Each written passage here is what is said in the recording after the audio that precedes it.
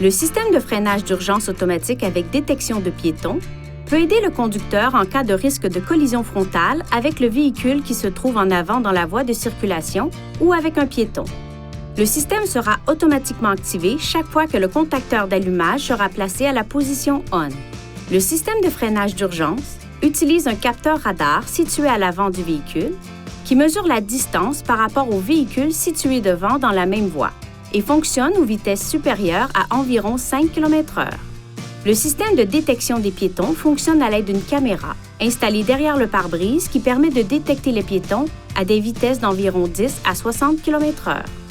S'il détecte un risque de collision frontale, le système avertit le conducteur en faisant clignoter un témoin et retentir une alerte sonore, en plus d'appliquer un freinage partiel.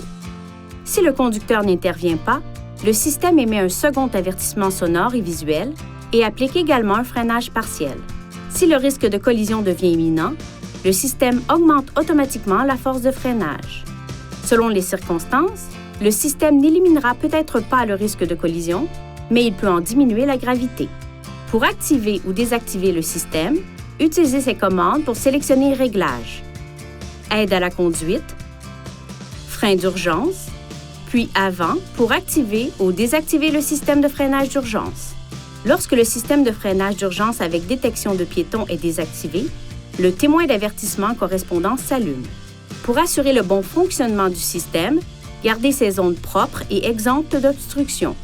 Si l'une de ces zones est bloquée, ce témoin et ou ce message d'avertissement peuvent s'afficher. Le témoin clignotera lorsque seule la caméra sera bloquée. Une fois le véhicule stationné dans un endroit sûr, éliminez toute obstruction pour rétablir le fonctionnement normal du système.